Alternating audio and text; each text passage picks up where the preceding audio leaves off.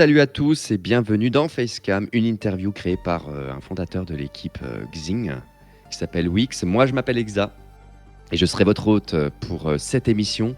Ici, on part à la rencontre des créateurs de contenu pour découvrir ce qu'il y a derrière la caméra. Nous allons chaque semaine faire une interview de chaque membre de l'équipe Xing.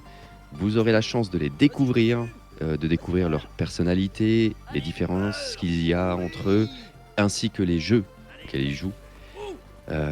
Aujourd'hui, au programme, une fois n'est pas coutume, vous commencez à connaître le format. Il y aura une partie vie perso, une partie gaming, une partie sur le parcours et l'évolution, un autre sur le métier de créateur de contenu, les coulisses, les galères, les réussites, une petite section tu préfères et bien évidemment la dernière partie avec des questions un peu plus profondes et un petit peu plus personnelles. Alors installez-vous bien, moi je pense que voilà, ça risque d'être très intéressant. Aujourd'hui, j'ai le plaisir de recevoir Pierrot, c'est ça ? C'est exactement ça. C'est ça, Pierrot. Pierrot, carrément. Pierrot. Ouais. Ou après, tu peux t'introduire Pierre, Pierrot, je sais même pas, tu vois, genre... En fait, j'avais un pseudo que j'avais trouvé il y a des années qui est Suarez. Ok. En fait, quand j'ai commencé la vidéo, du coup, en fait, Pierrot, c'était plus parlant et moins compliqué à retenir. Donc, du coup, Pierrot est resté. Parfait. Voilà. Eh bah Tout super. simplement. Bah merci à toi d'être là. Eh ben, Merci merci à à toi toi d'être là. de faire l'interview. Et, Je suis ravi, je suis ravi. Ah bah super. Eh bah écoute, on va attaquer dans le vif du sujet. Et on va commencer de la partie perso. Qui es-tu ? Tu peux t'introduire comme tu veux. Eh ben, alors c'est une bonne question ça, qui je suis je suis un jeune homme de 28 ans. Je travaille dans une usine, je suis un cariste préparateur de commandes, je fais de la logistique, voilà, tout ça un peu compliqué. Je fais des vidéos sur internet, sur YouTube. Depuis peu, je fais des lives aussi, du coup, sur Twitch. J'ai rejoint du coup la team Xinx il y a très très peu de temps. Et puis voilà, je suis quelqu'un d'assez simple. J'aime bien rigoler, j'adore les jeux vidéo, j'adore les mangas, j'adore plein de choses. Je m'intéresse un peu à tout. J'aime bien en apprendre chaque jour. Voilà. Ok, super. De quel côté, on va dire, du globe, Enfin, pardon, pas de quel côté du globe, mais de l'Hexagone, là, en France. De quel côté tu es, à peu près ? En fait, c'est simple, je suis au Sans milieu. forcément être précis. Ah, au milieu, pile poil au milieu. Voilà, je suis au milieu, je suis dans le centre. Donc, Ok. pas bien compliqué. Hein. Parfait. Comment te décrirais-tu ? On va dire d'un point de vue personnalité, etc. En fait, je pense que ça dépend des situations. En fait, je vais pas être la même personne quand je suis au boulot que quand je suis en live, que quand je suis en vidéo. Mais sinon, je dirais que je suis quelqu'un d'ultra patient. Sauf quand il fait très chaud. Quand il fait très chaud, je perds toute patience. Je suis très patient. J'adore rire. J'adore faire des blagues. J'aime bien emmener de la joie de vivre. Je suis pas à broyer du noir. J'aime bien être très positif aussi. Et puis voilà. Bon, là, la période de chaleur, c'est un peu plus compliqué, du coup. C'est terrible. J'ai envie de m'écorcher la peau à chaque instant de la journée. Surtout que je travaille dans une usine qui est bien fermée, bien hermétique, qui fait un peu effet serre. Donc je suis aux anges. Voilà. Ouais. Je pense comprends. Je pense que si j'étais un Pokémon, je serais un Pokémon de type glace ou acier. Parce que je préfère largement plus l'hiver que l'été. Ma faiblesse, c'est la chaleur, c'est sûr et certain. Ouais, normal. Comment étais-tu plus jeune ? Est-ce qu'il y a eu une différence ? J'étais très casse-cou quand j'étais jeune. J'ai pas mal voyagé avec ma famille. En fait, on a changé beaucoup de départements, on a changé de lieu, tout ça. Et j'étais très curieux. Je partais à l'aventure toute la journée. Mais il y a toujours ce côté jeu vidéo qui est resté. Mais après, voilà, j'ai jamais été. J'étais toujours dans la bonne humeur. J'aime beaucoup faire rire les gens en fait autour de moi. Et ça se ressentait aussi à l'école parce que j'étais pas très bon à l'école. Je l'ai regretté plus tard. Mais voilà. Mais sinon, voilà, j'ai aventurier. J'aimais bien rire. J'aimais bien faire des blagues, faire le pitre. Voilà, j'étais plein d'énergie, je dirais. Ok, d'accord. Que voulais-tu faire comme métier étant plus jeune ? on a tous un métier quand on était gamin, qu'on se disait tiens, on veut faire ça plus tard. Alors, j'avoue que quand j'étais enfant, c'était un peu obscur. Je me souviens même plus si je me suis déjà posé la question de ce que je voulais faire. C'est plus venu quand j'étais en pré-ado, où en fait Mhm. j'ai commencé à faire de la danse. Et oui, je suis Ok. un ancien danseur. J'ai dansé pendant plus de 10 ans. Et mon objectif, ouais, c'était de devenir un grand danseur, partir à l'étranger dans des compagnies renommées, tout ça, devenir une Mhm. star du parquet, entre guillemets. Et puis voilà, donc je dirais danseur. Pendant très Ok, longtemps, j'ai été danseur. danseur. Ouais. Ok, intéressant, super. Et est-ce que tu as toujours été à l'aise avec les gens? Alors, bizarrement, oui, j'ai été à l'aise, et pourtant, des fois, je me trouve un peu associable. Je sais pas comment dire, mais je suis un peu un loup solitaire. J'aime bien être seul dans mon coin. Mhm. Mais j'ai jamais eu de problème à communiquer avec les gens. J'ai toujours été très sociable. Et c'est assez naturel en fait. J'ai jamais eu de. Voilà, j'ai jamais eu de blocage. Pourtant je suis quelqu'un de timide, hein. Je suis ultra timide. J'ai du mal à me lancer à prendre des initiatives pour aller voir les gens, tout ça. Mais si quelqu'un vient me voir, mais je vais être ultra sociable parce que bah, du coup je sais comment faire, même si voilà, je suis un peu timide. Est-ce que les gens ne voient pas quelque chose chez toi, mais que tu aimerais qu'ils voient? Oh, elle est compliquée cette question. Eh oui. Tu sais, genre, il y a vraiment quelque chose que les gens ne voient pas, en fait, sur toi, mais ce serait bien, en fait, qu'ils le sachent, quoi, ou qu'ils le voient. Euh... Je. Alors, est-ce que tu veux parler en personnalité? Ouais, hein, par exemple. Je dirais que je suis quelqu'un qui se pose énormément de questions et qui remet sa vie Mhm. en cause tout le temps.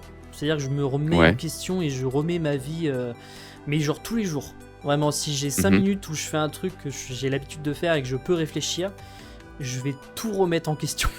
Mais littéralement. D'accord. Ça, en général, j'en parle pas trop. Voilà, parce que moi-même, je me trouve fou. Alors, Ok. Donc, du coup, c'est plus un côté de...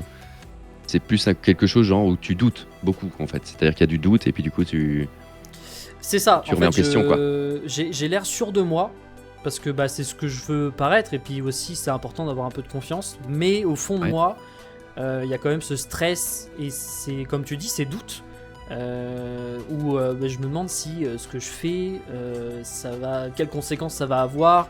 Ou enfin, mes actes passés vont avoir comme conséquence. Enfin bref. Voilà, je me pose beaucoup trop de questions. Mais oui, Ok, le doute ok. revient souvent, oui. Ok. Qu'est-ce qui te motive au quotidien? La débauche. La débauche. Non, non, plus sérieusement, ce qui me motive, c'est une bonne question.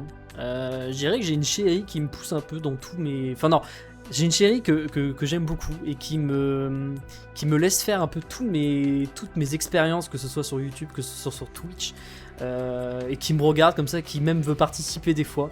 Je dirais que c'est ma principale Mhm. motivation parce qu'en fait, c'est elle qui me donne la joie de vivre chaque jour. Et puis voilà. C'est un bon moteur. Oui. C'est ça. Et une petite passion cachée que le chat ne connaîtrait pas. Passion. Oh, si. Quand j'étais plus jeune, ça fait un moment que je l'ai pas fait, mais j'adorais dessiner. J'étais pas un Oh. grand dessinateur, mais j'aimais bien dessiner. Vu que je suis un fan de manga, d'animé, tout ça, j'aimais bien reproduire en fait des dessins d'animé ou de manga que j'adorais. Et tu continues plus trop à dessiner en ce moment, c'est ça? Oh, ça fait un petit moment que j'ai pas touché un crayon de papier en fait pour Ouais. graphier. Ouais, je suis plus maintenant, je suis plus beaucoup plus sur tout ce qui est montage, tout ça, Twitch, YouTube, tout ça. Donc ouais, j'ai moins de temps pour malheureusement dessiner. Ouais, ça se comprend. Et ton évolution en tant que personne, comment t'as évolué?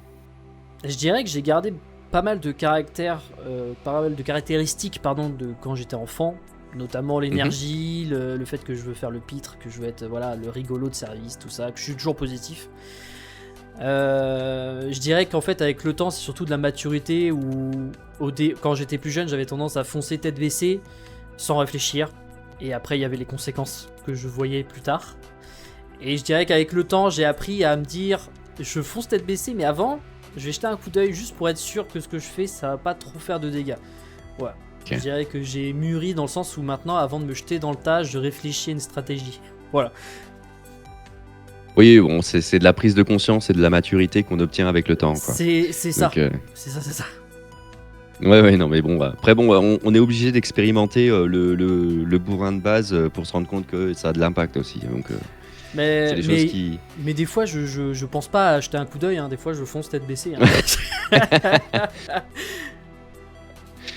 Eh bien, justement, là, si tu devais te trouver ton plus gros point fort et ton plus gros point faible, ce serait lesquels?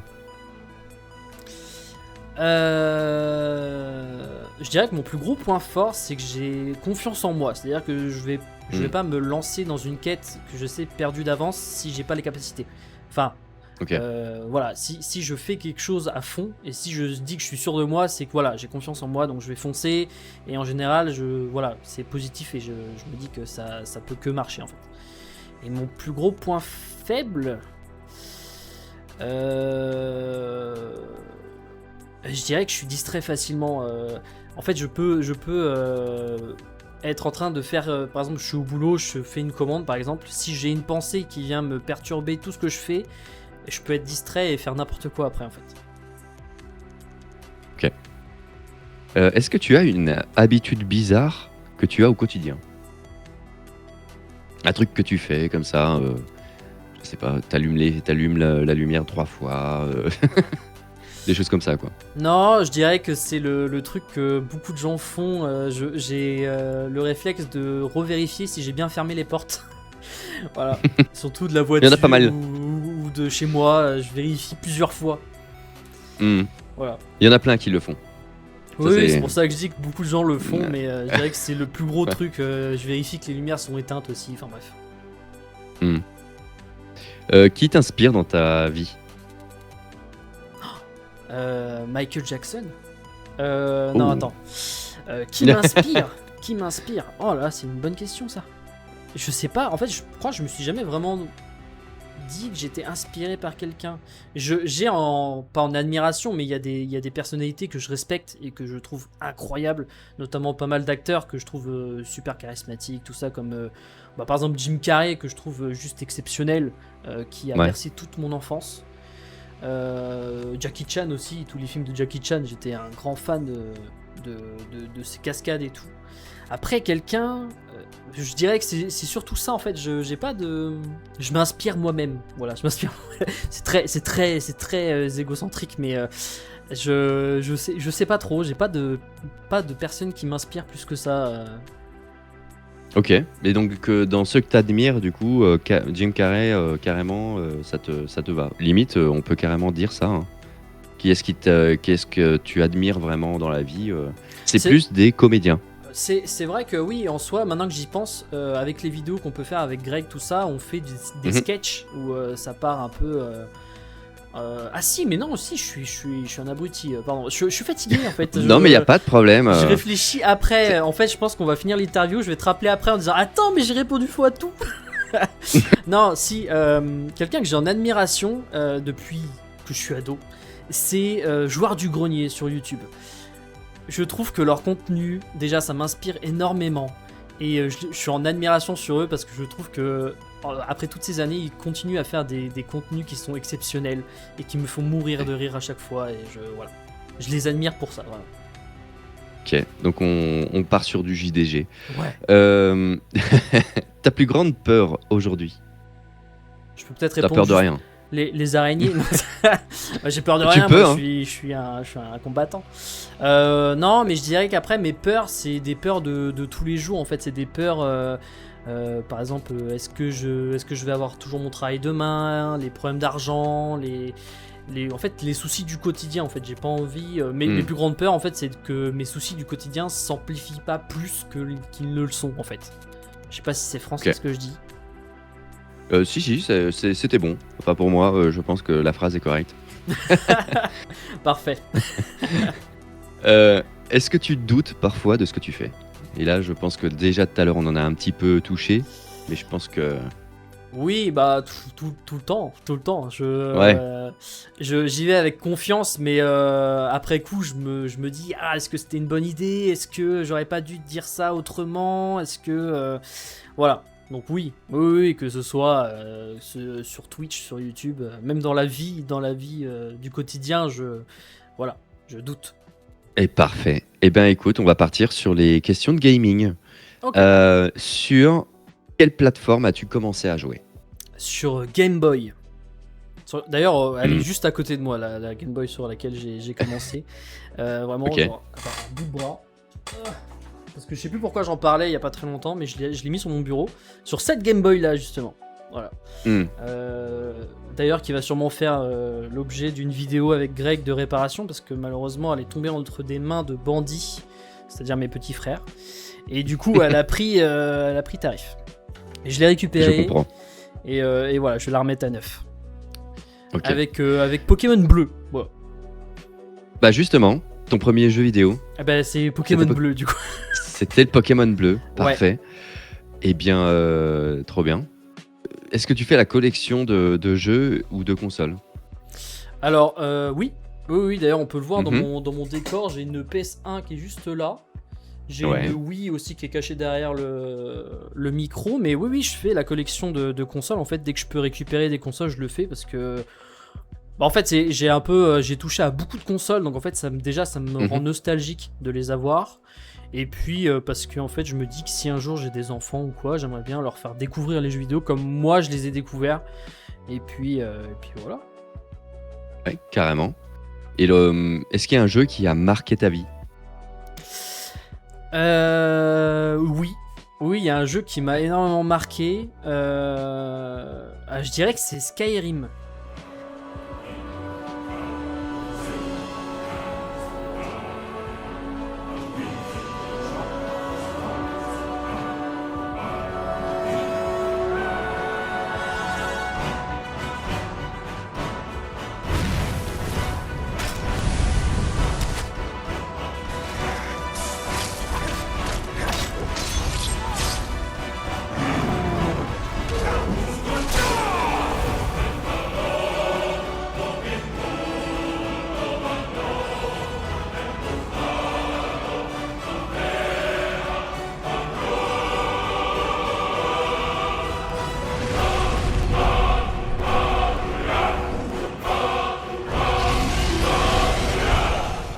Et il y a beaucoup de Ok. jeux, et en fait, il y a beaucoup de jeux qui m'ont marqué, mais je dirais que Skyrim, c'est vraiment le jeu quand j'étais ado. C'est le Hmm. premier jeu où j'ai fait des nuits blanches devant, mais littéralement plusieurs jours à jouer juste à Skyrim, et j'étais heureux.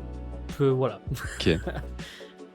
Le meilleur moment de ta vie, voilà, tu te faisais des nuits blanches au Skyrim, C'est quoi. ça, c'est ça. Tu l'as modé dans tous les sens aussi après ou Alors, pas du tout? malheureusement, non, parce qu'en fait, je jouais sur console. J'avais Ah, pas la possibilité de le jouer sur PC, mais un jour, j'aimerais, si j'ai un PC qui tient un peu plus la route que celui que j'ai actuellement, pouvoir refaire un Skyrim modé à 100%, jouer dessus, liver dessus et tout ça. Ce serait un de mes rêves, en vrai. ok. Bah parfait. Ton jeu du moment, c'est quoi que tu joues actuellement? Alors, il y a pas mal de jeux que je joue en ce moment, mais je dirais que celui qui m'a plus accroché, c'est Monster Hunter Stories 3, qui est sorti il y a pas Ok. très longtemps.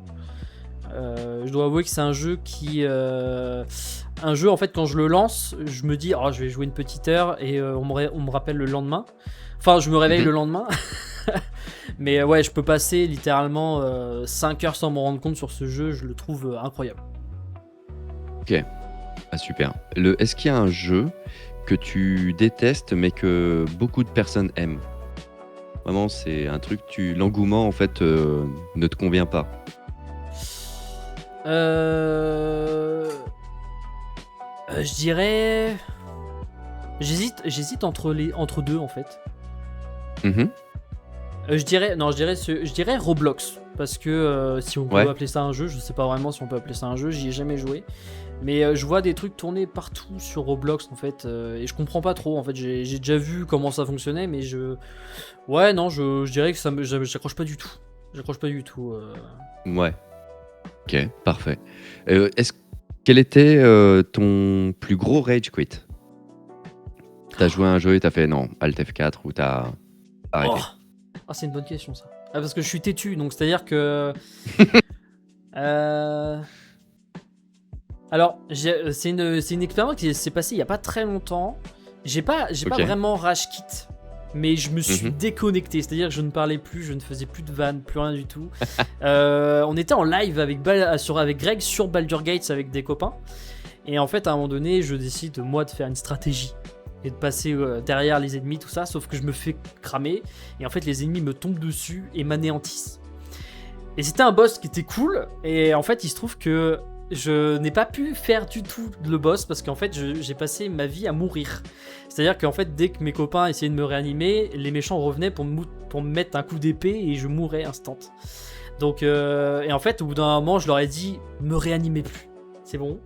Je me suis calé au fond de mon siège, j'ai regardé l'action pendant un quart d'heure. Et le seul truc qui m'a pas fait quitter le live, le jeu, tout, c'est juste parce qu'en fait ils se sont donné du mal pour me réanimer à chaque fois, tu vois. Et je me suis dit je peux pas quitter comme ça, tu vois. Mais en vrai, par contre, je disais plus rien. J'étais au fond de mon siège, vraiment, je regardais l'action, ils faisaient leur truc pendant un quart d'heure en m'entend plus du tout. D'accord. À quel jeu es-tu ou étais-tu imbattable? Vraiment, t'étais dans le haut du panier.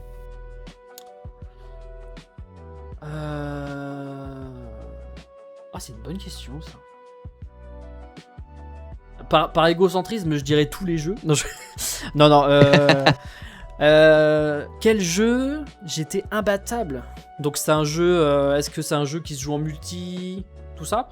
Par exemple, ouais, tu sais, ça peut être aussi. Moi, je sais que j'ai des exemples comme ça, mais moi, quand je jouais avec mon père sur Nintendo 64 ou un truc comme ça sur Mario Kart, je sais que Mario Kart, j'étais un dingo, tu vois, par exemple. Ah ouais. Je connaissais tous les cuts, je connaissais plein de trucs, tu vois. Genre, c'était dès que les gens venaient jouer, c'était pas fun. Parce que tu vois, tu leur mets des bonnes distances, tu vois. Ouais, non, mais je vois. Donc, donc voilà, un jeu vraiment où t'étais très très bon, quoi. Eh ben, je vais dire un jeu que j'ai joué beaucoup avec Greg d'ailleurs, un Naruto Storm 3. Où en fait, au bout d'un moment, j'avais compris comment fonctionnaient les coups, les esquives, tout ça. Et il pouvait plus me battre. J'étais imbattable. Ok, bon bah écoute, on part là-dessus. Ouais. Ton meilleur souvenir en game? C'est, je dirais, alors le plus récent, c'est sur Ghost of Yotei. Je fais le jeu en difficulté max. Et je me suis retrouvé devant l'Oni, qui est un boss qui est très compliqué. J'ai passé en live facilement 2 heures à me faire retourner sur l'Oni. Et j'avoue que quand je l'ai vaincu, j'étais très très content. Ça se finit sans fin.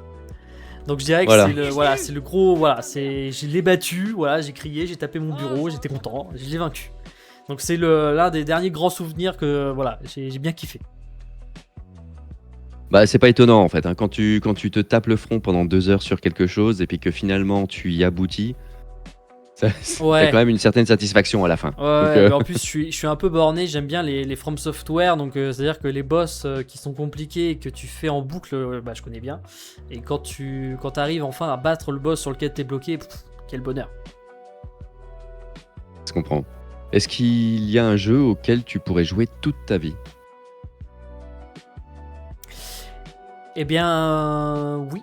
Oui, je dirais Zelda Wind Waker. Ok. L'un de mes Zelda préférés, le premier Zelda que j'ai découvert quand j'étais enfant d'ailleurs. J'ai la boîte sur GameCube derrière moi, édition limitée, tout ça, j'adore ce jeu. Et vraiment, à chaque fois que j'y rejoue, je passe un super bon moment et je pense que je pourrais y jouer à l'infini, refaire et refaire.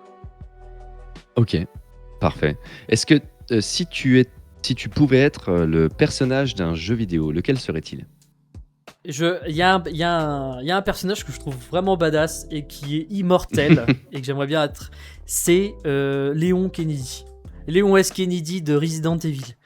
Il est increvable et il a toujours la classe. Eh ben, allez, on part sur notre bon Léon du coup.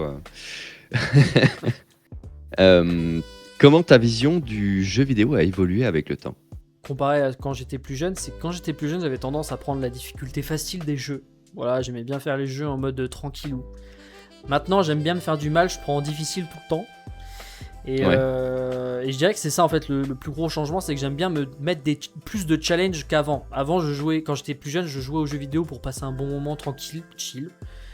Maintenant, en fait, je passe des bons moments, mais un peu énervé. Beaucoup énervé. Ouais. Avec plus de panache, on va dire. Ouais. Voilà. Je vois. Bah, il y a de la tension, quoi. C'est pour ça aussi. C'est ça, mais j'aime bien parce que du coup, je suis têtu, donc je m'acharne en plus. Hmm. Est-ce que tu joues encore avec plaisir ou c'est devenu du travail? Ah, je joue encore avec plaisir. Il y a, bah, comme j'ai dit, Monster Hunter Stories 3. Ça, je le fais pas en vidéo, je le fais pas en live.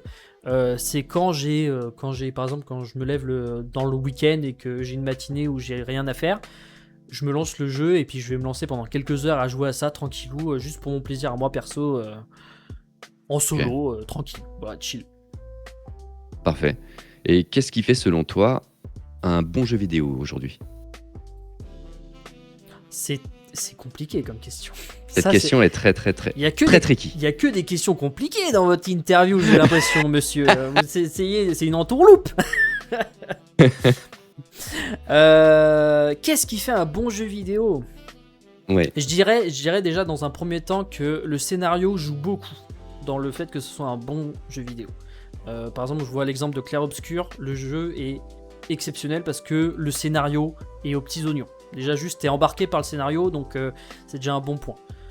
Moi, ce qui joue, en fait, j'ai envie de dire un peu tout. J'ai envie de dire ce qui fait un bon jeu vidéo, c'est le tout. Mais je dirais que moi, j'aime bien quand j'aime bien quand les jeux vidéo me font rêver. C'est-à-dire quand il y a des décors, quand il y a une direction artistique qui est peaufinée et c'est beau. C'est-à-dire que tu arrives dans une zone et t'en prends plein à la vue.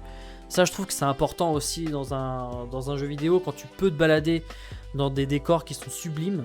Bah, je trouve ça beaucoup plus agréable et beaucoup plus cool que si c'était une bouillie de pixels, par exemple. Ok. Très bien. Est-ce que tu penses que le gaming a changé ces dernières années en bien ou en mal? Alors, je pense qu'il a changé en bien, parce qu'en fait, on a fait énormément de progrès. Mais je dirais que par contre l'opinion des gens en général a changé en mal. C'est-à-dire qu'on veut toujours plus et en fait on se contente pas de l'expérience d'un jeu vidéo sans devoir la critiquer parce qu'en fait il est pas assez long, parce que là il y a eu un bug de texture, tout ça. Moi je pense que les jeux se sont améliorés de fou quand je revois par exemple les vieux jeux auxquels j'ai joué. Je me dis oui, quand on voit graphiquement, même au niveau du gameplay, c'est largement mieux maintenant. Moi, je pense que les jeux se sont largement améliorés maintenant. Ok. Et tu es du genre à finir tes jeux ou tu passes rapidement à autre chose? Alors, c'est une très bonne question. En fait, je suis un peu... je dirais que j'ai tendance à passer vite à autre chose. Après, quand j'ai un jeu dans la peau, j'ai envie de le finir, donc c'est-à-dire que je vais aller jusqu'au bout. Par exemple, il y a pas longtemps, j'ai livé sur Resident Evil. Je ne livais plus que sur ça parce que le jeu m'a pris au trip directement. Et je l'ai fait de A à Z en live. J'ai fait que ça. À chaque fois que je livais, c'était Resident Evil jusqu'à ce que je finisse le jeu en fait. Donc en fait, ça va dépendre. Si le jeu est, je dirais que s'il est pas trop long et que je suis vraiment pris dedans, je vais aller jusqu'au bout du jeu. Par contre, ça arrive que des fois je laisse les jeux de côté. Par exemple, Ghost of Yotei, je l'ai toujours pas fini. Il est de côté, ça fait plusieurs mois que j'y ai pas touché. Et je sais qu'il faudrait que je me relance dessus pour reprendre l'aventure et puis finir le jeu, quoi. Mais c'est un jeu qui est long, donc il faut du temps. Et en même temps, il y a des jeux qui sortent à côté. Donc en fait, t'as envie de tester les nouveaux jeux. En même temps, t'as envie de jouer avec les copains. Donc c'est-à-dire que c'est encore sur d'autres jeux. Enfin, voilà, il y a tout ça qui rentre en jeu. Et du coup, oui, il y a des jeux que je laisse de côté, c'est sûr. Ouais.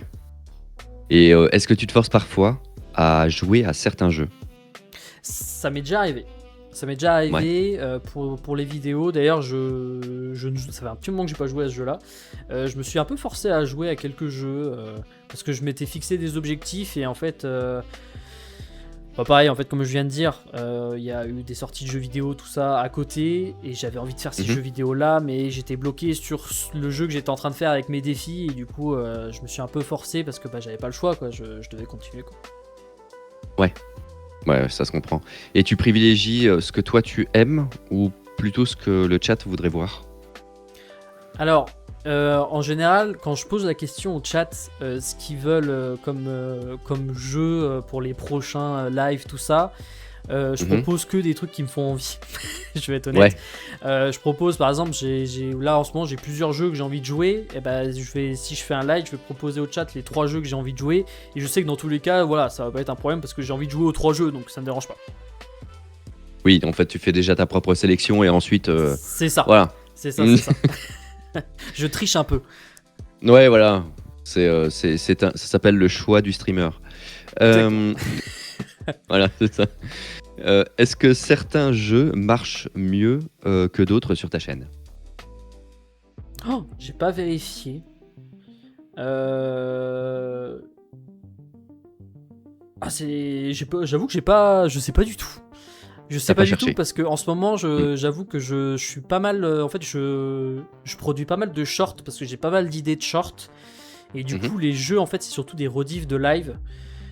Et je dirais que c'est assez aléatoire en fait sur YouTube. En fait, des fois il y a sur le même jeu en fait la vidéo de la semaine passée elle va avoir plus de vues que celle d'après ou moins de vues que celle. Enfin voilà. Mais je dirais que c'est déjà arrivé, oui, que je fasse un jeu qui fasse moins, qui ait moins d'engouement par rapport à d'autres. Ouais. Ok. Et t'as déjà arrêté un jeu parce qu'il ne marchait pas? Non. Non, en vrai, quand je me suis lancé dans un jeu et que je veux le faire jusqu'au bout, je le fais jusqu'au bout. À part si je suis distrait par d'autres jeux et puis par d'autres trucs comme ça. Mais sinon, oui, j'essaye de me tenir, même si je vois que ça marche pas, je continue parce que c'est aussi mon expérience à moi, c'est aussi mon plaisir perso de pouvoir jouer aux jeux vidéo, donc je continue, quoi. Et tu penses que le choix du jeu est crucial pour un streamer? Je pense que oui.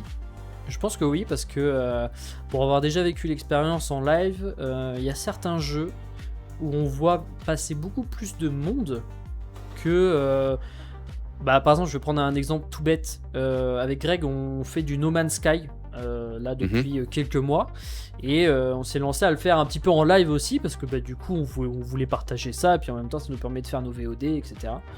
Et en fait No Man's Sky, il y a une belle communauté en fait autour de ce jeu. Donc en fait il y a beaucoup de gens qui viennent, qui partagent leur expérience, qui donnent plutôt que par exemple Crimson Desert. Je sais qu'il n'y a pas, malgré que ce soit un jeu qui soit très récent, il y a moins de monde qui va venir voir par exemple les lives de Greg ou etc. Ok. Ouais, il y a déjà des jeux qui sont bien ancrés, qui ont eux aussi leur communauté, et du coup c'est plus simple en fait. C'est ça. C'est ça. Et t'as déjà découvert un jeu grâce à ta communauté? Non, pas encore. Pas encore. Ouais, ça t'est jamais arrivé le scénario, on te dit tiens, ça, trop bien. Non, non, pour l'instant, je dois avouer que ça fait pas très longtemps que je live, ça fait même pas 1 an. Et pour l'instant, on m'a jamais proposé de jeu. On m'a jamais dit tiens, faudrait que t'essayes ça en fait. Eh bien c'est parti, on va continuer sur ton parcours et ton évolution. Pourquoi t'as commencé à stream? Alors c'est une bonne question. J'ai commencé à stream il y a quelques années de ça, tout seul, dans mon coin. Tout simplement parce que j'ai vu que sur ma PS5, il y avait l'option live que je pouvais faire. Et je me suis dit, une question tout bête, c'est que je vois en fait des youtubeurs, des streamers, des influenceurs montrer leurs propres trucs. Et moi j'ai toujours eu ce rêve de me dire, j'aimerais bien vivre ça en fait. Quand je regarde les vidéos des rediffs, tout ça, je me dis que en fait j'aimerais bien avoir cette chose là aussi moi, parce que en fait je trouve ça trop cool. Et du coup je me suis dit pourquoi pas en fait, pourquoi pas. Et puis un jour je dis vas-y, je crée tout ce qu'il faut et j'ai lancé un live comme ça. Et puis je me suis un peu exercé dans mon coin tout seul à faire mes petits lives sur ma console tranquillou pour commencer. Ok. Et c'était quoi tes débuts en stream alors? Comment c'était? C'était compliqué parce que j'étais pas bien équipé. J'étais très très mal équipé. J'avais juste ma console et j'avais juste les petits écouteurs Apple qui faisaient office de micro. Et en fait, je me suis vite rendu compte que c'était tout pourri. Et du coup, j'ai acheté ce casque là qui est là avec un micro qui est beaucoup mieux. Et c'était très, en fait, c'était très basique ce que je pouvais faire. J'avais pris un jeu auquel j'avais envie de jouer. Et je jouais, et puis bah, je réagissais à ce que je faisais, et puis voilà. C'était assez simple que ça, il n'y a pas de caméra, il n'y avait rien de spécial, il y avait juste le jeu et ma voix. Voilà, c'est tout. Hmm. Ok. Et le moment où tout a changé pour toi sur Twitch, est-ce qu'il y a eu à un moment donné une session, une cassure? Je dirais que voilà, c'est tout bête, mais c'est les toutes premières personnes qui sont venues me parler pendant que je liveais. Les premières personnes que je devais, avec qui je devais interagir en fait, parce que bah, je devais jouer et en même temps interagir. Et j'avoue qu'au début, bah, quand tu commences, t'as pas forcément d'abonnés, c'est compliqué, donc t'as pas de chat qui parle ou quoi. Et j'avoue que ouais, les premiers abonnements, les premières personnes qui viennent pour te parler, tout ça, je trouve ça vraiment. C'est ça en fait le truc qui me fait dire waouh, c'était bien, en fait, c'était cool, c'était trop fun. Voilà. Et as-tu rencontré un obstacle sur Twitch? Un obstacle? Non. Enfin, pas à ma connaissance, je crois pas. Non, mais c'est possible, hein, que, des fois on a des expériences totalement différentes sur Twitch. Hein. Bah, je dirais que c'est pas vraiment un obstacle que j'ai rencontré, mais plutôt qui m'a fait changer ma manière de m'exprimer.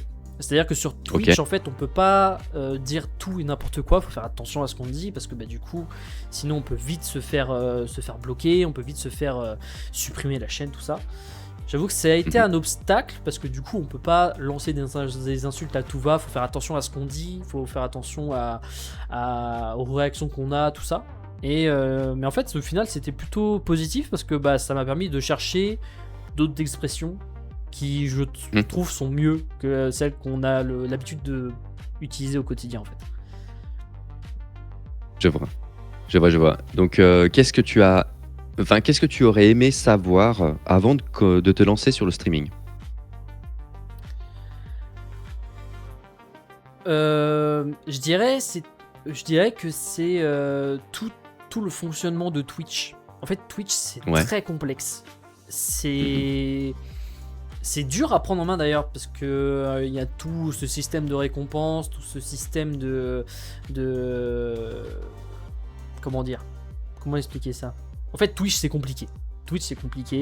Et je pense qu'avant de me lancer, il aurait fallu que déjà je m'informe parce que je me suis lancé, j'ai regardé aucun tuto, hein, j'ai juste créé un compte et j'ai fait live, point, c'est tout. Et j'ai rien regardé d'autre, j'ai pas mis de restrictions, j'ai pas mis de bots, j'ai pas mis de trucs comme ça. Peut-être plus m'informer sur comment fonctionne Twitch en fait. Puis il y a beaucoup d'outils, il y a beaucoup de choses qui te fournissent. Donc faut mettre la main dans le cambouis pour tout configurer. Donc oui, il y a des choses. C'est ça. J'en ai passé des heures à configurer juste des récompenses. Mais une fois qu'on a pris le coup, c'est beaucoup mieux. Mais j'avoue que ça fait pas très longtemps, ça fait quelques mois que maintenant je maîtrise le truc. Mais au début, Greg a essayé de m'expliquer et en même temps, lui, il s'embrouillait parce que lui aussi, il découvrait, donc c'était le bordel total. J'ai dû aller voir des vidéos, tout ça. Mais au final, ouais. Ouais, en fait, Twitch est pas mal parce qu'il t'offre plein de trucs, mais il faut prendre le temps de tout étudier en fait comme il faut pour avoir la meilleure expérience possible, que ce soit pour toi en tant que streamer, que pour le chat qui te rejoint et voilà. Très bien. Et qu'est-ce qui t'a fait tenir au début? Qu'est-ce qui m'a fait tenir Bah, je dirais mon ambition. Je me suis dit que mon ambition et puis ma passion, hein, parce que bah, les jeux vidéo c'est quand même une grande passion, et je me suis dit que je voulais partager ça à tout prix, donc voilà. Et puis ça fait de mal à personne, donc je continuais, puis ça me faisait plaisir, voilà. D'accord. Est-ce qu'il y a une erreur que tu as faite?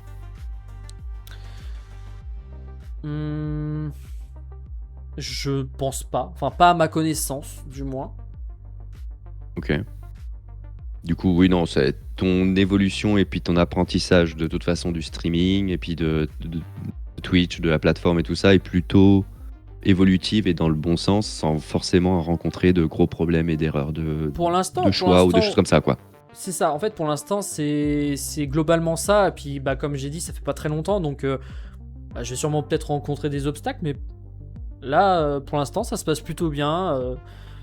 Je dirais que c'est peut-être arrivé une ou deux fois qu'on ait des viewers qui soient agressifs. Je dirais que c'est l'un des plus gros obstacles, mais bon, c'est arrivé, je dirais sur une centaine de lives, c'est arrivé une ou deux fois, donc c'était vraiment pas énorme, quoi. Le meilleur conseil que tu as reçu?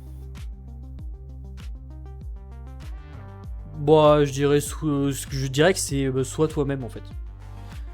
En fait, faut être soi-même. Je dirais que c'est la meilleure chose à faire. Ok. Qu'est-ce que le stream t'a appris sur toi?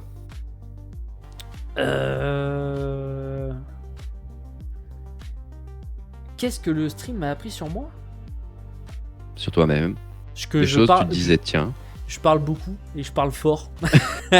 Quand on joue à plusieurs, apparemment, ça dérange un peu.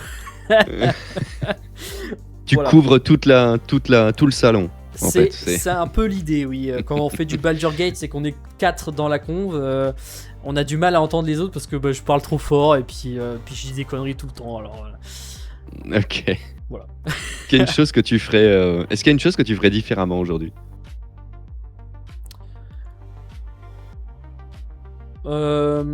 Non, parce que je trouve que en fait, de la manière que j'ai eu une courbe de progression sur Twitch où au début j'étais un peu timide forcément parce que c'est les débuts, on sait pas trop comment réagir, on sait pas trop comment.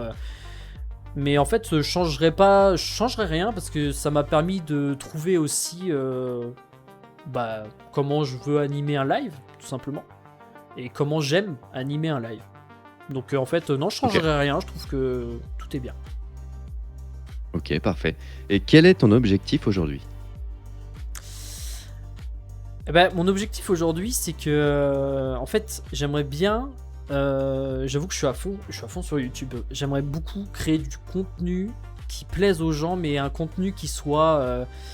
Je trouve que, par exemple, le YouTube de maintenant, il est c'est beaucoup dans le fit and fun. Il y a beaucoup de gens qui se regroupent dans une maison pour faire un cache-cache ou pour faire un murder ou pour faire des trucs comme ça. Et moi, je suis un peu nostalgique de cette époque de YouTube où c'était juste Fanta et Bob qui jouaient à GTA V et c'était simple. L'époque aussi où JDG, en fait, il était au paroxysme, il faisait une vidéo, tu rigolais devant. C'est ça mon objectif, c'est d'avoir ça en fait, de pouvoir faire des vidéos qui soient aussi qualitatives que peut faire par exemple JDG, qui peuvent faire tous les créateurs que j'ai pu suivre, hein, que ce soit SLG, Antoine Daniel, tout ça. Donc maintenant ils ont arrêté, c'est peut-être pas le meilleur exemple à suivre, mais je trouvais que leur concept était bien, je trouvais que ils avaient chacun un truc à apporter. SLG, il avait une éloquence qui était incroyable en vidéo. JDG, eux, c'est le côté absurde de leurs blagues que je trouve juste trop drôle et que j'aimerais trop retranscrire aussi dans mes vidéos. Et puis voilà, c'est faire une production qui soit de qualité, qui plaise aux gens et qui me plaise à moi aussi. Donc, Ok, très bien. Est-ce que tu avais de l'attente au début ou c'était juste pour tester le streaming? Le streaming, non, bizarrement, j'avais pas d'attente. Je me suis dit, allez, en fait, j'ai vu que j'ai eu deux phases quand j'ai lancé mon premier live tout seul de mon côté avec ma console. Je me suis dit, on verra bien ce qui va se passer et j'attendais rien de spécial. Quand j'ai relancé les lives avec Greg, avec Techriper, tout ça, j'avais pas plus d'appréhension que ça. Je crois que c'est moi qui ai lancé le tout premier live d'ailleurs de la chaîne. J'ai lancé un live complètement chill et puis je me suis dit, en fait j'ai déjà eu une première expérience donc j'attendais rien de spécial. Je me suis dit, bon, on verra bien ce qui va se passer et puis voilà. Parfait. Et comment dire, je vais dire ça comment? Qu'est-ce que les gens ne voient pas dans le métier de streamer? Le bordel sur mon bureau. Il y a un bordel, mais littéralement, hein, j'ai des sachets de Lego qui traînent. Je pense que ils voient. En fait, ce qu'ils voient pas. Bref. Ceux qui voient pas, ouais, c'est ça. C'est toute l'organisation qu'il y a autour de ça. Par exemple, quand je lance un live, je me prépare une demi-heure à l'avance parce que du coup, faut mettre tous les éclairages, faut faut préparer le PC, faut régler les petits problèmes d'OBS, tout ça en fait, tout le côté régie en fait du stream. Quand par exemple quand je lance OBS puis que d'un coup OBS il me dit bah non Twitch on le lance pas. Donc bah là faut trouver une solution.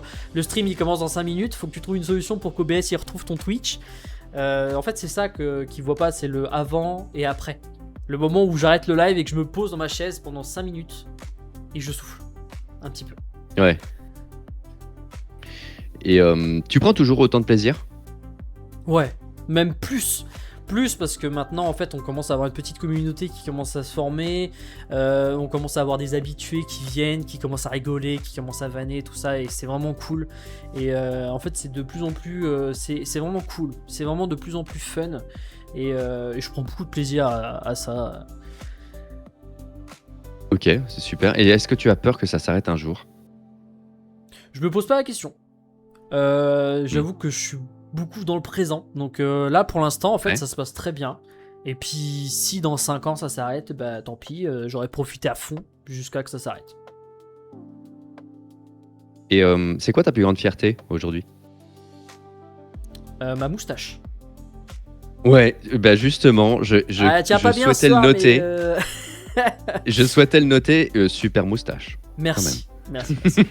J'ai pas mis de like et tout, vu qu'il fait chaud, j'ai évité, j'ai juste brossé.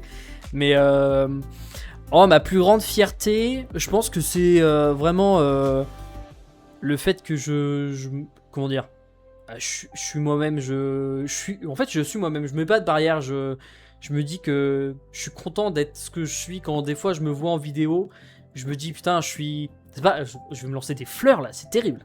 C'est terrible. Je suis trop beau, Vas-y. je suis trop fort, je suis trop... Non, je me dis que je suis content d'être d'être ce que je suis en fait, d'avoir cette personnalité là en fait. Ce que je retranscris en live, c'est ma personnalité de tous les jours en fait. Je suis aussi on peut dire exubérant, je parle aussi fort, je suis du genre à faire des blagues toutes les 4 secondes. Et je me dis, mais en fait, je suis content de ça, du fait que je suis moi-même. Je joue pas un personnage, en fait, je suis juste moi-même. Ouais, bah c'est tant que tu t'amuses, et en plus derrière tout ça, donc c'est parfait, tu vois. Donc c'est retranscrire en gros ta personnalité, quoi. C'est ça. Et est-ce que tu penses que le stream t'a plus apporté ou t'a plus pris? Oh, je pense que ça m'a apporté parce que, en fait, quand tu streams, on fait pas mal de rencontres. Que ce soit des abonnés furtifs qui passent juste en coup de vent comme ça, ou même juste les rencontres avec la team, tout ça. Enfin, ça, c'était un peu inattendu. J'avoue que Greg m'a parlé de ça. J'avoue que moi, il m'a parlé de ça un soir. Je me suis dit, mais c'est quoi ce délire? Et je trouve ça cool. En fait, on fait tellement de rencontres en tant que streamer, que ce soit avec vous, les gens de la team, ou même le chat, où on rencontre des personnalités qui n'hésitent pas à être eux-mêmes et qui n'hésitent pas à plaisanter avec toi. Je trouve ça cool. Eh bien, on va parler maintenant du métier de créateur de contenu, voilà, qui te concerne quand même pas mal. Est-ce que tu as une journée type en tant que créateur de contenu? Oh là, c'est assez vague, mais je dirais que je vais prendre l'exemple du week-end, parce que du coup moi la semaine je travaille, donc du coup je finis à 17h, et en fait ça va dépendre de ma journée. Si j'ai passé une bonne journée, je vais bosser sur mon PC. Si ma journée a été catastrophique, que je suis mort, je vais pas bosser du tout. Mais du coup je prendrais plus l'exemple d'un bon samedi, où du coup je me lève assez tôt. Je prends on va dire une petite demi-heure pour me réveiller. J'allume le PC, je regarde un peu mes fils d'actualité YouTube, tout ça, comment fonctionnent les vidéos. Et après, je me lance à faire du montage. En fait, toute la matinée, je fais du montage jusqu'à midi. L'après-midi, je fais du tournage, c'est-à-dire que je tourne mes shorts. Je fais tout ça toute l'après-midi. Et puis, le samedi soir, ça arrive de temps en temps qu'on live avec Greg et d'autres copains en fait sur Palture Gates. Donc du coup, on live le soir jusqu'à tard dans la nuit. Donc voilà, ça c'est la journée, on va dire la journée la plus complète que je peux faire de la semaine en termes de création de contenu. Ouais. Et du coup, si on combine tout ça, ça fait à peu près combien d'heures sur ta journée pour le samedi, par exemple? pour un week-end de samedi. Ça fait quand même une belle journée. Quand même. Ouais, ça fait une belle journée. On va dire que je passe à peu près 4 heures le matin. Je dirais à peu près l'équivalent l'après-midi.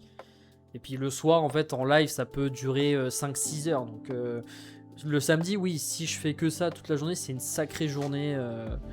C'est une belle journée. Je suis bien fatigué quand je vais me coucher. Ouais. Ça t'es 4, 8 et 5, 13 heures. On est déjà sur un bon 13 heures. Donc c'est vraiment pas mal. Le plus dur dans ce métier? Je dirais que c'était au tout début quand on tournait avec Greg, c'était le texte. On se fixait du texte pour par exemple les parties scénarisées des vidéos qu'on tourne pour les réparations, où il y a des petits sketchs en gros. C'était très dur de retenir le texte. On avait beaucoup de mal et en fait quand on l'écrivait, on faisait trop gros et on n'arrivait pas à tout faire d'une traite. Mais avec le temps, en fait, on arrive à trouver comment dire, les mémos techniques et surtout, on a beaucoup d'impro. C'est-à-dire qu'on sait où on va et en fait, on change certains mots. Ça veut dire pareil, hein, mais c'est juste que c'est plus écrit, c'est plus ce qui est écrit, mais ça veut dire pareil. Donc je dirais que c'est ça, c'est le fait de jouer, l'acting, on va dire, l'acting et de retenir le texte. Ouais. C'est acting et le texte est vraiment quelque chose de compliqué, quoi.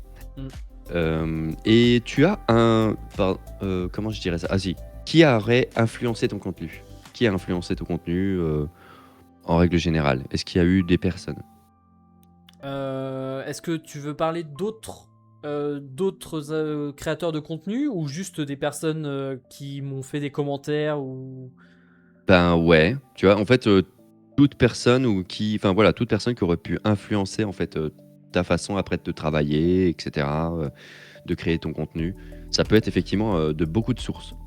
Alors, j'avoue que j'ai parlé de lui tout à l'heure. Le joueur du grenier a influencé un petit peu parce que, en fait, au début, le contenu qu'on faisait était assez scolaire, je dirais. Ouais. Et en fait, en regardant encore les vidéos de joueurs du grenier, je me suis rendu compte qu'il fallait peut-être qu'on se laisse un peu plus de marge et qu'on se laisse...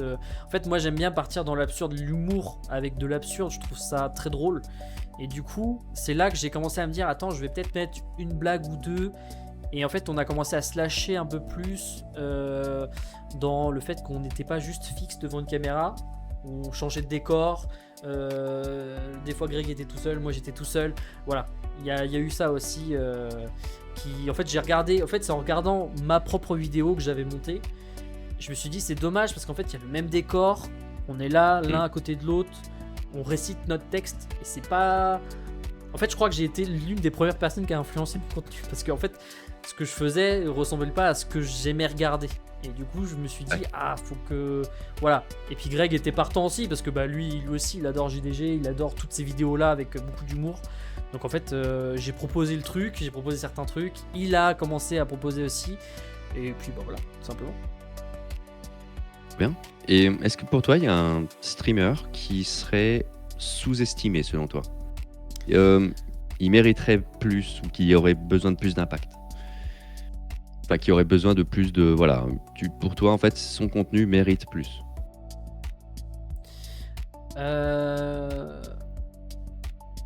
Il y a...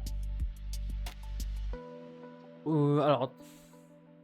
Elle est dure cette question aussi. En fait, je pense à plusieurs personnes. Je vais être honnête, je pense à plusieurs personnes, mais j'hésite par rapport au contenu qu'ils font. Lequel serait le plus... Enfin, lequel choisir, quoi, tout simplement. Ouais. Et je dirais que un contenu que j'ai beaucoup regardé sur Twitch ou même sur YouTube en rediff, c'est le contenu de Pac-Man. Je sais pas si tu connais. Du tout. Alors c'est un streamer qui commence tout juste. En fait, il est en train de... Enfin, il commence tout juste. Non, ça fait quelques années, mais c'est qu'en fait, il se fait de plus en plus connaître. En fait, il a commencé sur des vidéos de Wii Sport. En fait, il se mettait des défis sur Wii Sport et je trouvais ça simple mais efficace. En fait, il avait une bonne vibes et je pense que il mériterait d'être un peu plus sur le devant de la scène parce qu'en fait, c'est un gars qui est cool. Il a son caractère, sa personnalité à lui et il mériterait d'être un peu plus sur le devant de la scène. Et à l'inverse, pour toi, un streamer qui serait surcoté ou un type de contenu qui serait surcoté. Moi, je sais que je propose aussi ce genre de choses Un type de aux interviewés. contenu surcoté. Ouais. Euh, Alors c'est une bonne question parce que en fait, je suis pas tant sur Twitch que ça. En fait, je regarde pas tant de contenu. Le peu de contenu que je vais regarder, bah, c'est comme je t'ai dit, c'est Pac-Man. Il y a toute une team en fait où c'est des speedrunners qui sont autour de ça, que j'aime beaucoup. Après, un contenu qui est surcoté, peut-être. Alors j'en ai fait et pourtant, alors j'en ai fait, mais je dirais juste du chatting en fait, parler. Ouais. Juste Ok. parler, mais sans rien faire. En fait, il y a beaucoup de streamers en fait, ils sont devant la cam et puis ils attendent que le chat parle et puis en fait, voilà, ils font ça quoi. Mhm. Ok. Comment tu gères la pression? Je panique intérieurement, Ok. mais je reste calme quand même. Parce que j'ai dit, je suis très Ça se patient. voit pas. Ouais, j'essaie quand même de garder le contrôle de la pression. S'il y a un truc qui me fait stresser de fou et tout, je vais essayer. En fait, je pense que c'est à ce moment-là que je vais commencer à faire le plus de blagues. Si je commence à partir en sucette et que je commence à faire des blagues à la seconde, c'est que là, je suis en pression. Ok. Voilà. Mais ça se voit pas forcément. C'est ça en fait. Bah, j'essaie de le cacher en fait. J'essaie de. Voilà. Ouais. C'est. Voilà. Est-ce que tu as des revenus sur les réseaux, grâce aux réseaux? Pas du tout. Pas du tout. Cette question est assez rigolote là. Quel serait pour toi ton setup idéal? Je te donne carte blanche, tu peux mettre tout ce que tu veux, pas de problème de prix et d'argent. Quel est ton setup pour toi? Qu'est-ce que tu voudrais ajouter à ce que tu as déjà actuellement? Honnêtement, Ou améliorer.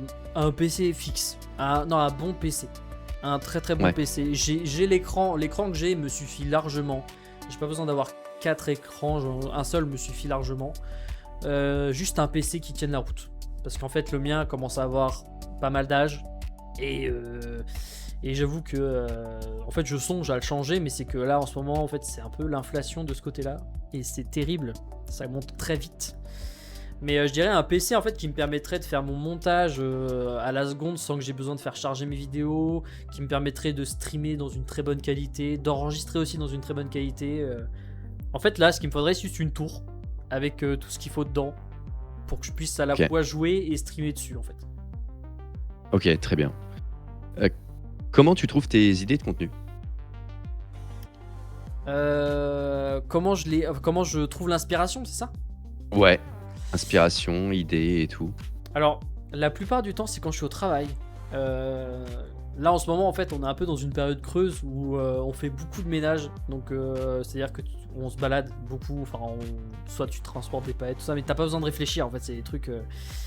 Et c'est souvent là, en fait, comme je l'ai dit plus tôt, je cogite énormément. Et quand je cogite, j'ai pas que des doutes, hein. Je ne cogite pas que avec les doutes, hein. Je cogite aussi pour des idées, en fait. Qu'est-ce que je pourrais faire en contenu? Là, en ce moment, c'est les shorts, en fait. Je fais énormément de shorts et j'ai beaucoup d'idées pour les shorts parce qu'en fait, je me rends compte que des fois, les shorts les plus simples sont les plus efficaces.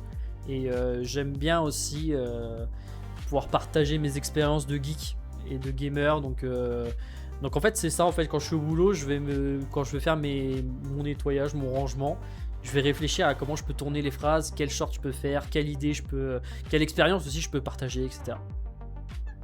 Ok. Et est-ce que tu as déjà eu une idée géniale, mais que tu n'as jamais faite? Oui, j'ai déjà ben- eu une méga idée alors dans ma tête c'est super stylé, hein, attention, hein. Et j'aimerais bien le Vas-y, faire vas-y. avec Greg, mais je l'ai jamais refait. En fait, c'est une idée. Tu veux que je t'expose l'idée? Vas-y, tu l'exposes. Alors, Explique-moi. l'été dernier, j'ai découvert la série, le dessin animé formidable Rick et Morty, qui est exceptionnel. Ok. Et en fait, c'était les débuts des vidéos avec Greg et tout. Et je me suis dit, ça serait cool de faire des petits sketchs pas très longs de 5 minutes où on reprend Rick et Morty, tu vois. Genre, on appelle ça Grick et Porty, tu vois, genre pour Greg et Pierre. Et en fait, c'est. Tu vois, genre, c'est. Moi, genre, je jouerais à Spyro. Tu vois, parce que c'est la première idée que j'ai eue. Je jouerais à Spyro et je sais pas si tu vois dans Spyro, il y a une sorte de. Pas de PNJ, mais une sorte de lutin qui tient un œuf et qui fait na na na na na. Et puis qui se barre en courant. Je sais pas si tu vois de quoi je parle. Je me souviens plus d'un Spyro, ça. Mais c'est possible, oui. En fait, il était obligé de Effectivement. courir après. Et en fait, il court vite. Et j'ai imaginé, tu vois, une scène où, genre, moi, je m'énerverais sur ce jeu. J'irai voir Greg. Je lui demanderai de faire un truc spatio-temporel, voilà, un truc un peu farfelu, tout ça. Toujours avec ce côté décalé où bah, Rick c'est un peu un alcoolique, mais en fait sur les réseaux faut pas trop montrer l'alcool, tu vois. Donc j'aurais bu une bouteille et dessus il y aurait marqué eau du robinet, tu vois. Genre Greg aurait été outré, tu vois. Et en fait on retourne dans le passé pour trouver le gars qui a eu l'idée de mettre cette créature qui court et qui fait nanana pour le fumer, retourner dans le présent. Et puis me rendre compte que du coup je gagne l'œuf, il n'y a plus la créature, et puis voilà, un truc un peu vulgaire, un peu gras, un peu. Mais que moi, au fond de moi, que je trouve très drôle en fait, quand je l'imagine en tout cas. Ok. Peut-être que ça arrivera un jour, hein, attention. Le Qui texte sait, est écrit, voilà, il faut qu'on se pose pour le tourner et ça peut le faire. Ok, bah écoute, c'est une idée qui est en suspens mais qui est là, en tout cas. Oui.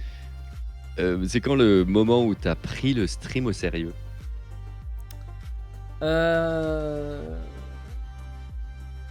En fait, je pense que je l'ai toujours pris au sérieux parce que j'ai toujours vu, comment dire, les répercussions qu'il pouvait y avoir à faire n'importe quoi en stream. J'ai vu énormément de streamers se faire bloquer, se faire bannir, se faire punir par Twitch, on va dire. Et du coup, en fait, dès que j'ai commencé à streamer, déjà, j'ai été très prudent, moi, sur mes informations personnelles. J'étais assez prudent sur ce que je pouvais dire. Je faisais très attention. Donc, en fait, depuis le début, je prends ça très, très au sérieux. Et je fais toujours très attention à ce que je peux dire, à ce que je peux faire, tout ça. Parce que, bah, mine de rien, c'est un contenu qui est en ligne, en direct. Tu peux être vu par des centaines de personnes, tu vois. Donc, faut pas... En fait, je trouve qu'il faut pas offusquer quelqu'un. Faut être bienveillant. Donc en fait je prends ça très au sérieux parce que bah déjà moi mon contenu, ce que je veux partager, c'est quelque chose de bienveillant, de joyeux, de positif, de rigolo et tout ça. Ok. Est-ce que l'argent influence tes choix de contenu? Pas du tout. Pas du tout. Pour l'instant je fais entièrement ce que j'aime. Voilà, Et est-ce que tu te considères discipliné au travail? T'es carré? Alors ça dépend. Est-ce que on parle du travail qui Au me travail. rapporte de l'argent ou le travail par exemple le contenu, le montage, tout ça? Non, de travail de créateur de contenu. Alors, je dirais que c'est un entre-deux. C'est oui et non. Ça va dépendre de... En fait, on va dire que dans l'année, on a tous des phases où on est plus ou moins productif. Et je dirais qu'il y a des fois, bah, par exemple là ces derniers week-ends, je fais énormément de shorts comme je l'ai dit, donc je tourne et je les monte directement après. Donc je suis très carré où je vais passer voir une journée dessus pour que ça soit tout fini et que j'en parle plus. Comme il y a des fois où tiens, ce jeu là il a l'air sympa, on va jouer à ça plutôt. Voilà. Et du coup je repousse un tout petit peu.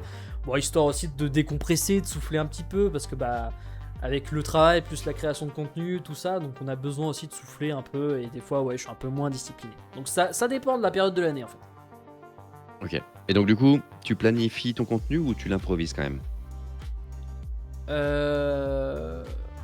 Je pense que je le planifie. Quand tu dis ça, par exemple, si je crée un short, est-ce que je vais tout écrire de A à Z, c'est ça? Tu vas même surtout te dire c'est ce jour-là que je le fais, enfin, ou c'est à cette heure-ci que je le fais, tu vois, c'est ça que je veux dire. C'est tu te planifies en fait. Oui, voilà. Oui. Bah alors ça pour le coup, oui. Quand j'ai décidé que ça serait ce jour-là, c'est ce jour-là. Voilà, si j'ai décidé que dimanche matin je tournerai, je vais peut-être papillonner un tout petit peu, mais à 10h, si je me lance dans le travail, genre de 10h jusqu'à que j'ai fini de tourner, voilà, c'est... Donc oui, je planifie un petit peu parce que bah forcément on a un quotidien qui change tout le temps. Le week-end, je peux pas. Bah, comme je l'ai dit, j'ai une chérie, tout ça, donc je peux pas. Des fois, j'ai des imprévus, j'ai des invitations, tout ça. Et du coup, ouais, il faut que je me planifie ça parce que si je me planifie pas ça et que par exemple ma chérie décide de faire autre chose, si je commence à tourner et qu'elle elle est préparée à aller au resto, admettons, bah du coup il va y avoir un couac. Voilà. Ça se comprend, ça se comprend. Est-ce que tu regardes beaucoup tes stats ou pas du tout?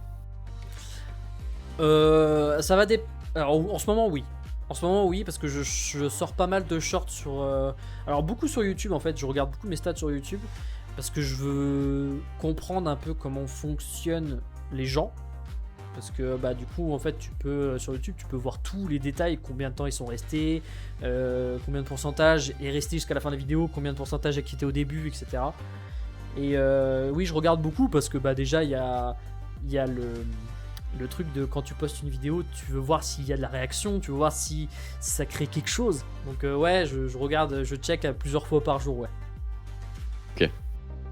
C'est important pour toi de collaborer avec d'autres streamers? Bah oui, bien sûr.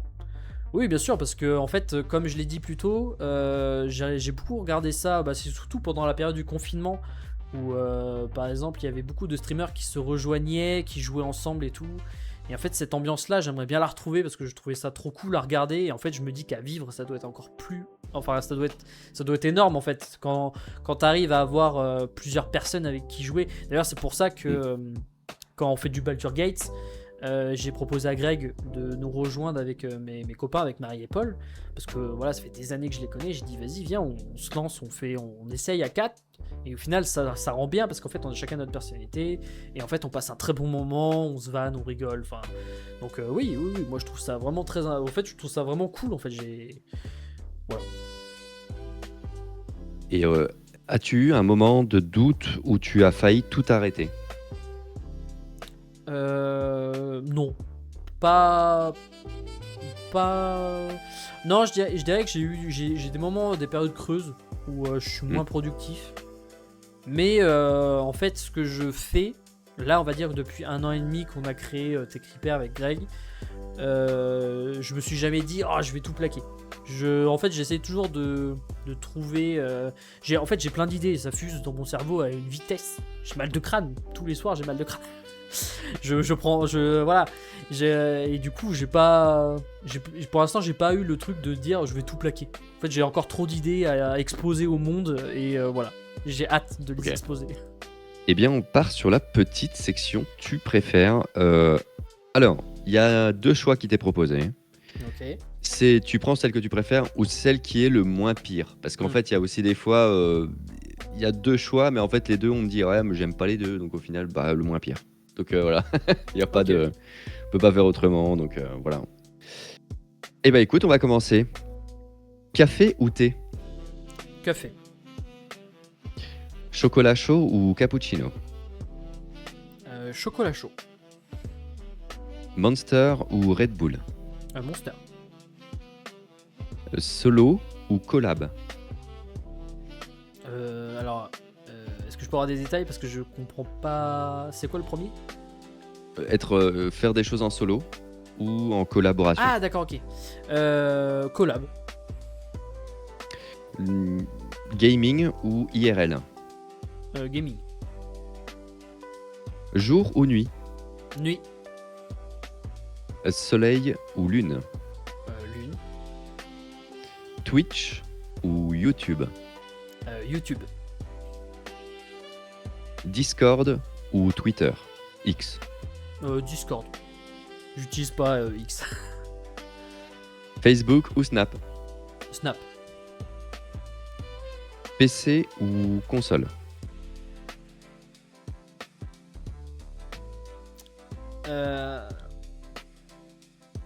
Je dirais console. Ok. CD ou dématérialisé? CD. Chill ou tryhard?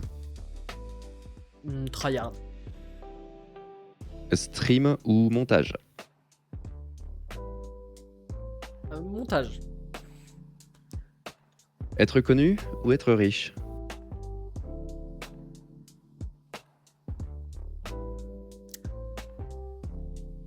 Je dirais être riche.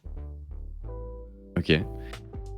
Streamer sans caméra ou streamer sans micro? Streamer sans caméra. Tu préfères 100 viewers actifs ou 10 000 silencieux? Sans le nombre 100. Ouais, 100, Ah oui, comme d'accord. le chiffre 100. D'accord. Le nombre Ok. 100, pardon. Bah, je dirais 100. 100 actifs. 100 actifs. Un sponsor bizarre ou aucun sponsor? Aucun sponsor. Ce bâton ou stream surprise? C'est quoi le premier? J'ai pas compris. Un sub-bâton.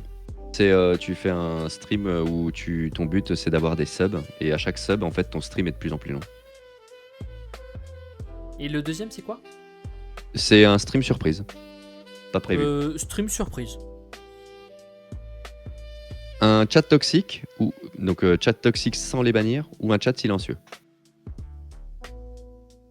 Un chat silencieux, pardon. Avoir une commu fidèle mais ultra toxique ou avoir une commu calme mais inexistante? Je dirais une commu fidèle et toxique. Un gros don ou une grosse visibilité? Bon, une grosse visibilité. Raid de un viewer ou pas de raid du tout? En raid d'un viewer. Un live court tous les jours ou un long stream une fois par semaine? Un live court une fois par jour. Perdre tous tes subs ou perdre toutes tes VOD? Perdre toutes mes VOD. Dire toujours la vérité ou préserver ton image? Bon, dire la vérité. Être clippé uniquement quand tu fais des fails ou jamais être clippé du tout? Bon, être clippé quand je fais des fails. Être shadowban sans le savoir ou streamer en mode cringe assumé? Streamer en mode cringe assumé. Recevoir des dons mais avec des messages gênants ou zéro don mais respect total?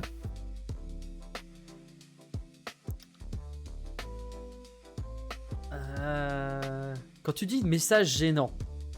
Ouais. Est-ce que tu peux développer un petit peu? Bah c'est des messages que tu veux pas recevoir quoi. Ah.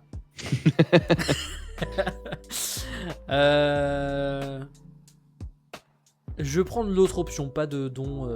Donc ouais, zéro don mais respect total quoi. Voilà, c'est ça. Tout le monde te connaît mais personne ne t'aime ou tout le monde t'aime mais personne te connaît?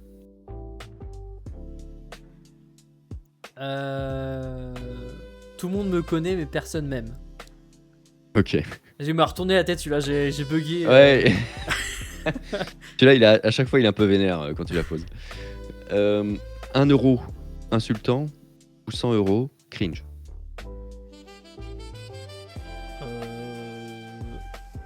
Ça, c'est par rapport à des dons, c'est ça? Ouais, c'est par rapport à un don. Bah, je dirais 100 euros cringe. Être connu pour une honte ou inconnu à vie? Bon, être connu pour une honte. Perdre ton PC ou perdre ta commu?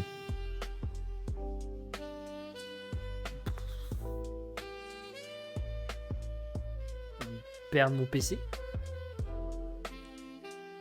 Streamer bourré ou streamer nu?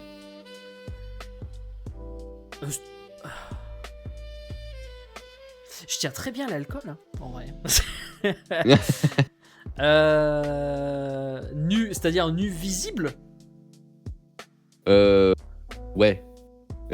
Mais c'est pas trop légal, C'est ban. Ouais, je sais. Mais alcool, enfin quand t'es ivre, c'est pareil, je crois, non? Je pense que oui. Mais en fait, genre, c'est pour toi le pire des deux, quoi. Enfin, le moins pire des deux. Le moins pire des deux. Non, je dirais nu. Nu. Streamer nu. Allez. Ouais, non, parce que alcoolique, enfin bourré, tu te souviens plus, enfin tu peux faire n'importe quoi. C'est-à-dire que bourré, tu peux te foutre à poil quand même. En fait, tu peux avoir les deux trucs. Ouais, c'est vrai que tu peux faire les deux en même temps. Bien, on va finir sur les questions un petit peu plus, voilà, un petit peu plus personnelles, un petit peu plus profondes.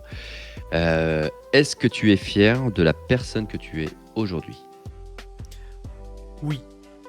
Oui, parce que je pense qu'il y a une période de ma vie où j'étais un peu moins confiant. Parce que comme je l'ai dit plus tôt, j'ai été danseur pendant très longtemps. Tout a basculé parce que du coup j'ai eu, comment dire, pas la vision, mais on va dire que je me suis rendu compte de certaines choses que je pouvais pas accéder en fait. Et en fait, il y a eu une petite période où j'étais un peu plus sûr de moi, j'avais plus confiance en moi, j'étais juste vivant en fait. Et je dirais que là maintenant, ce que je suis assez fier de moi parce que j'ai mon entourage qui m'aime, j'ai un boulot où on me respecte, je fais du contenu où je suis assez content de ce que je fais et je trouve ça cool, je suis naturel, je suis moi, donc oui, je suis assez fier de ce que je suis devenu. Et j'ai hâte de voir ce que je vais devenir, parce qu'en fait, on change toute notre vie, donc dans un an, je serai encore une autre personne, donc on verra bien. Tout à fait. Est-ce que tu as besoin de reconnaissance ou pas forcément? Honnêtement, non. Non. J'ai été élevé sans en avoir, sans rentrer dans le drama. Attention, hein, je rentre pas dans le drama. Mais on Oui, va oui. dire que j'étais pas, voilà, on m'a pas, j'ai pas eu beaucoup de reconnaissance sur ce que je faisais quand j'étais plus jeune. Mais du coup, c'est aussi bien parce que quand je fais quelque chose, j'attends pas qu'on me dise bravo ou quoi. Je fais quelque chose pour moi. Et puis voilà. Ok. Tu te sens parfois seul? Oui. Oui, je me sens parfois seul, mais aussi parce que je l'ai décidé. Je suis un peu solitaire et des fois j'ai besoin aussi de me retrouver tout seul pour me remettre mes idées en place. Et, du coup, c'est moi qui choisis aussi d'avoir ces périodes-là où je suis un peu solo dans mon petit, dans ma forteresse de solitude dans ma tête. Oui. En fait, ta recherche de batterie sociale se passe peut-être aussi à ce moment-là aussi, où tu as Oui. besoin de te ressourcer. En fait, tu te ressources en étant seul. En fait, c'est pas comment dire, en plus, c'est pas un calvaire, c'est au contraire, c'est quelque chose que tu respectes, de la solitude. Savoir être seul, c'est important en fait. Oui, Même. oui, totalement. Donc, oui, oui. Et est-ce qu'il y a une chose que tu veux vraiment accomplir dans ta vie? Le goal ultime? Je pense que ça serait de faire des vidéos et qu'il y ait comment dire, que ça plaise aux gens en fait, que les gens en réagissent, en fait, je pense que ce qui serait vraiment le goal ultime, comme tu dis, c'est que Ouais. les futures générations s'inspirent du travail que je pourrais faire pour les futures générations de créateurs de contenu, tout ça. S'ils s'inspirent de mon Mmh. travail, j'aurais tout gagné pour moi. Voilà. OK. Cette question est un peu particulière. L'humanité a plus que 24 heures. Et donc, tout s'arrête dans demain. Qu'est-ce que tu fais? Je mets Monster Hunter Stories 3 dans la console parce que je l'ai pas fini encore. C'est une bonne question. Je pense que je pense que je me précipiterai pas pour faire plein de trucs. Je prendrai le temps, je passerai ce temps-là avec ma chérie. On passerait une dernière journée en amoureux, on jouerait à la console tous les deux, on ferait des trucs en amoureux, on profiterait un max. J'essaierai de lui faire oublier que dans quelques heures c'est fini quoi. Je veux faire le pitre pendant 24 heures encore une dernière fois et rire et être content quoi. OK. Très, très bien. On va partir sur des questions un peu plus joyeuses quand même là. Alors du coup, avec qui de l'équipe, OK, irais-tu boire un coup? Petite sortie au bar là. Ah, c'est une bonne question ça. Alors il y a pas mal de il y en a pas mal dans la team que je connais pas encore parce que je les ai pas encore vus en vocal ou que je les ai même pas vus en live. Et je suis obligé de choisir une seule personne. Ouais. Je dirais Chachou. Chachou Ouais. parce qu'elle est adorable et puis parce que voilà. Chachou. Puis ça a été voilà, c'est la recruteuse de l'équipe. Elle est, Ouais, elle est, elle est elle est aux souvent petits là, oignons. elle est Voilà. adorable, elle fait des blagues, elle est rigolote. J'aime bien Chachou. En Allez, fait, je dirais bah, que écoute, Chachou, c'est un Chachou. peu l'inverse de moi. J'ai été, pour avoir vu ses lives, en fait, elle est très posée, elle est très calme. Ouais. Moi, à côté, je suis une explosion, en fait, à moi tout seul. Et du coup, je trouve ça bien, ce contraste. En fait, j'aime bien aussi ce côté chill qu'elle a. En fait, je trouve ça trop cool.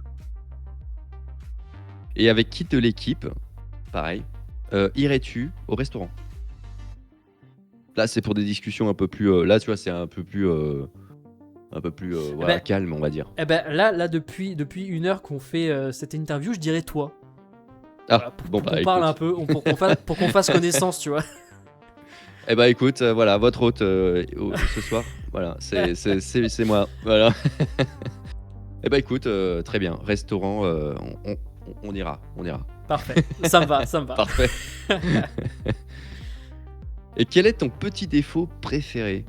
Tu sais, un petit truc qui est rigolo là, tu sais, c'est un petit truc, c'est un peu un petit défaut, mais en fait, il y a quand même du fun dessus et les gens, en fait, ne s'en plaignent pas parce qu'au contraire, ça fait partie de ta personnalité et c'est là, quoi, c'est Je dirais, un petit défaut. je dirais que c'est ce petit côté égocentrique que j'ai parfois où on me demande un truc et je vais me vanter en me disant mais pour moi c'est une broutille.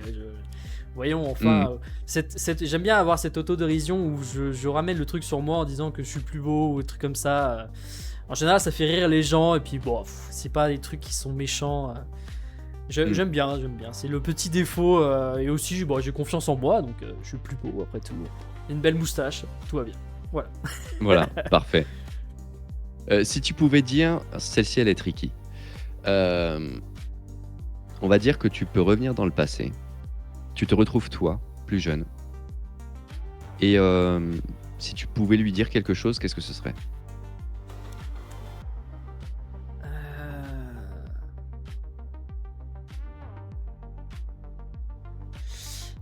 Ah, oh. Ah, c'est ouf. Celle-ci elle est vénère. Ouais, mais j'aurais beaucoup de choses à dire à moi du passé.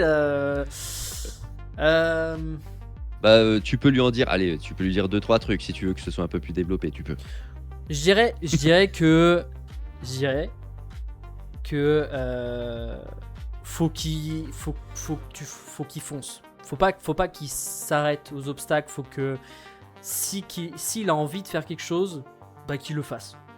Qu'il le fasse, voilà, qu'il s'arrête pas à ses murs, qu'il ne doute pas de lui, qui de toute façon il a rien à perdre, qu'il ose et puis voilà. Ok. Eh ben parfait. C'est quoi un moment simple pour toi dans ta vie qui te rend juste heureux? Genre vraiment, c'est un petit moment tout simple et pourtant tu te dis, waouh, là je suis bien.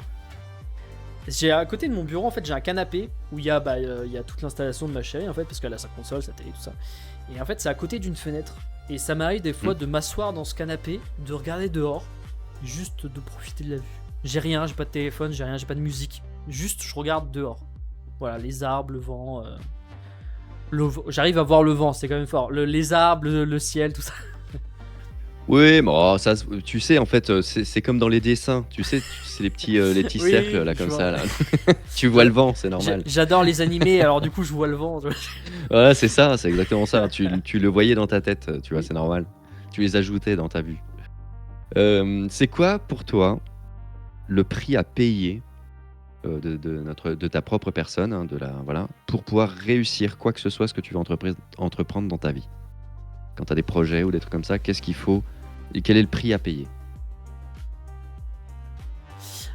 Alors, je pense que le prix à payer quand tu veux entreprendre des choses, c'est de te heurter à soit un échec, soit un mur, que ce soit au travail, en tant que créateur de contenu. C'est ce côté négatif où tu peux avoir par exemple des retours négatifs et au travail que tu fasses mal ton travail. Je dirais que c'est ça, c'est tout ce côté négatif où quand tu te lances à quelque chose, bah, ce que tu peux perdre de toi, c'est un peu de confiance parce que bah, du coup tu peux heurter à un échec en fait, tout simplement.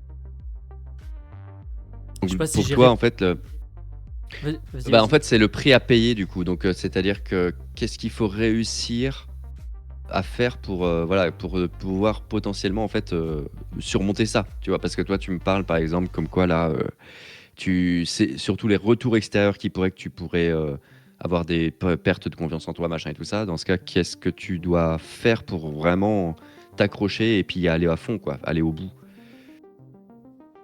Ah, bah, je dirais tout simplement croire en soi, et puis en fait, c'est, je dirais que c'est, ouais, c'est ça, c'est la confiance, et puis Ouais. bah, croire en ce qu'on fait, Mmh.